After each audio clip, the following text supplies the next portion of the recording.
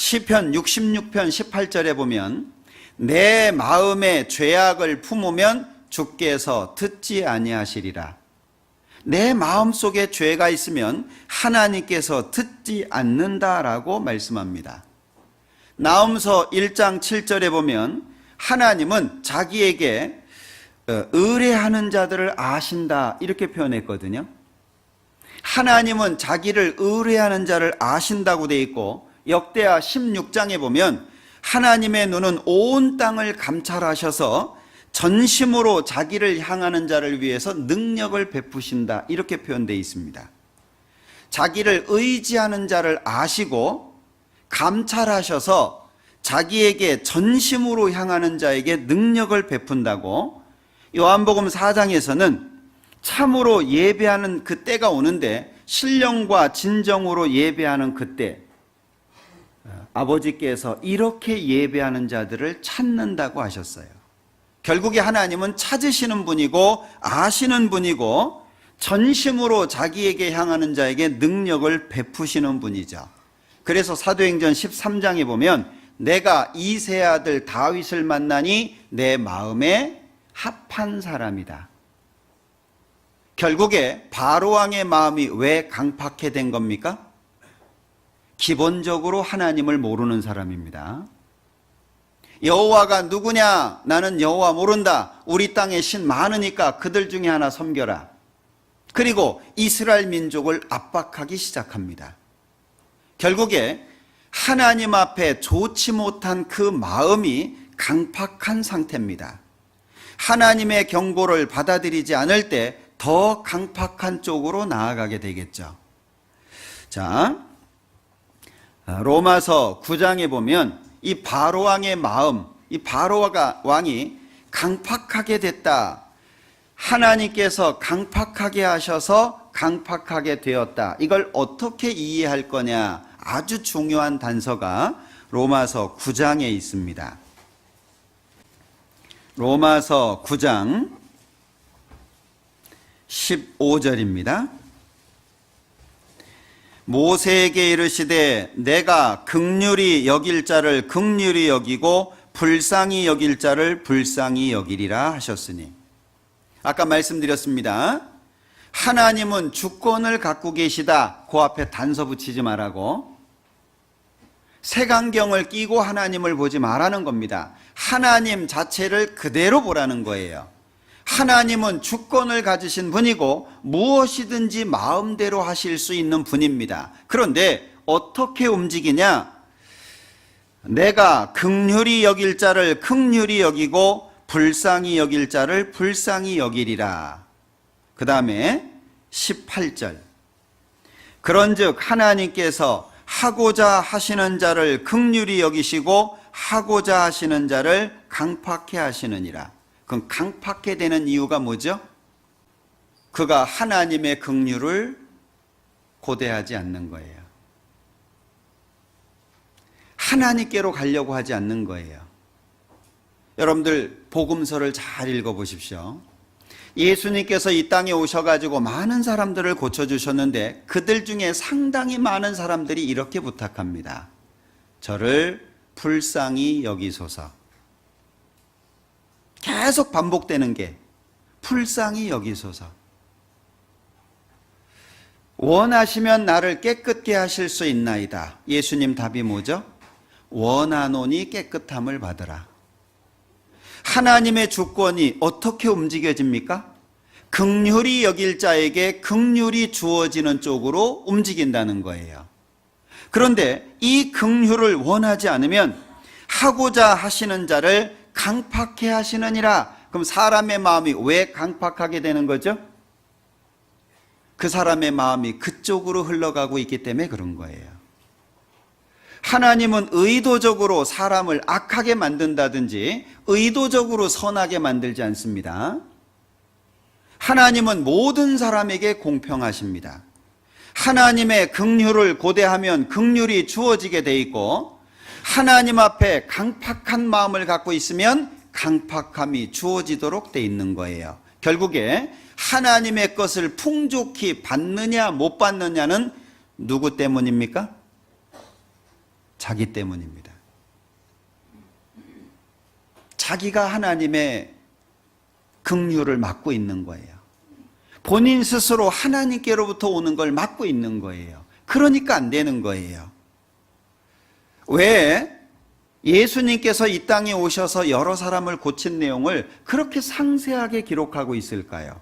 한두 명 써놓으면 되는데 반복해서 말씀하시고 있지 않습니까? 하나님의 사랑이 어떻게 움직여지는지. 자, 종교인들이라고 다 하나님의 은혜에서 제외된 게 아닙니다.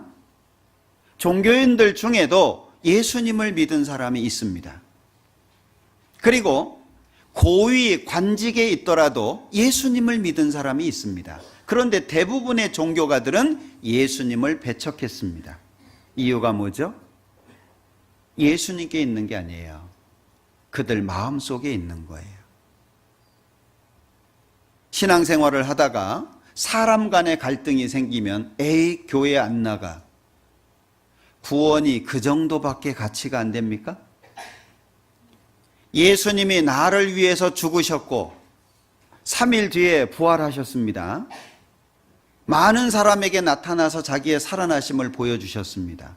그 예수님의 삶, 이 땅에 태어나시고 모진 삶을 사시고 아무것도 자기 것이 없는 상태에서 십자가에서 죽으시고 부활하셨습니다. 그게 나를 위해서인데 고작 사람하고의 관계 속에서 마음이 상했다고 예수 안 믿어, 교회 안 나가, 구원이 그 정도밖에 안 될까요? 어떻게 생각하셔요? 주님의 은혜가 얼마나 큰지, 주님이 나에게 거는 기대가 얼마나 큰지, 주님 앞에 나의 존재가 얼마나 귀한지 이걸 모르고 사는 거예요. 여러분들, 하나님은 사랑이시다 어떻게 받아들이십니까? 하나님은 사랑이시다. 그 하나님의 사랑을 요한일서를 읽어보면 죄인을 대신해서 십자가에 죽게 하시는 것으로 사랑을 보여주셨다고 말씀하고 있어요. 그게 사랑이에요. 죄인까지도 품을 수 있는 사랑. 저는 처음에 구원을 받고 나서 내 죄를 용서해 주신 게 너무 감사했어요. 제가 말씀을 들었던 것이 7월 달이었습니다. 비디오 테이프를 통해서 말씀을 듣고 구원을 받았어요. 너무 감사했습니다. 내 죄를 용서해 주셨다는 게. 그런데 몇 개월 안 되지만 제가 9월 달에 집회 말씀을 들었어요. 교회당에서. 실제 하는 집회를 처음 들은 겁니다. 그런데 그 몇 달 안 되는 사이에 구원받은 사람으로서 제대로 안 사라지는 거예요. 말씀을 듣다 보면 찔리는 게 자꾸 생기고 잘못한 게 생각이 나고 하나님 앞에 뭔가 바르지 못한 게 자꾸 드러나고, 그러니까 마음속에 내가 정말 구원을 받은 것인지, 구원받은 사람이 이렇게 살아도 되는 것인지, 그 갈등이 짧은 시간이었지만 몇 개월 속에 있었습니다. 근데 9월달 말씀을 듣는 가운데 너무너무 마음이 기뻐지고 마음이 회복이 됐어요. 주일날 성찬하기 전에 말씀 끝나고 찬양을 부르는데 찬송가 40장이었습니다. 찬송가 40장. 기억나십니까? 3절인가에 보면 예수님이 이 땅에 오셔서 십자가에 죽는 장면이 기록이 되어 있어요.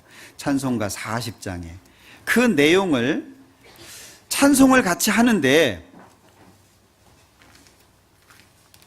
3절에 주 하나님 독생자 아낌없이 우리를 위해 보내주셨네. 십자가에 피 흘려 죽으신 주 내 모든 죄를 구속하셨네. 이 찬양을 부르는데요, 주체할 수 없을 정도로 눈물이 흐르는 거예요. 옆에 가족들이 앉아 있는데 막 창피하기도 하고, 그런데 막 주체가 안 되는 거예요. 막 하수도 터진 것처럼 그냥 눈물이 흐르는데 막 한참을 몰래 닦다가 나중엔 놔둬버렸어요. 계속 나오니까. 막아도 안 되니까. 왜 그렇게 감사했냐? 처음에는 내 죄를 용서해 주신 것 때문에 감사했어요. 근데 그때는 용서해 줬는데도 요 모양이에요. 영원한 속죄를 해 주셨는데도 불구하고 내가 요 모양밖에 안 되는 거예요. 너무 비참하기도 합니다. 그런데 그런 나를 받아주신 게 감사했어요. 좀 다르죠. 처음에는 그냥 내 죄를 용서해 주신 게 감사했다면 용서받은 사람으로서 바르게 살지 못하는 그 모습까지도 받아주신다는 그게 너무 감사했어요. 주님 뜻대로 살아야지 작정하게 된 계기가 됐습니다. 근데 그 뒤에 보니까 또 그 모양이더라고요.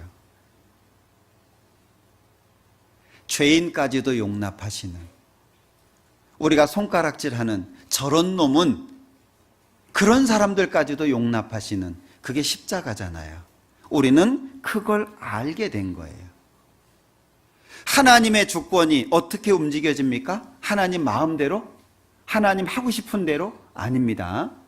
그래서 로마서 9장에 이 14절부터 18절까지 바로 왕에 관련된 내용을 말씀하시면서 하나님의 주권이 어떻게 이동이 되는지를 말씀하고 있는 거예요. 다시 보겠습니다.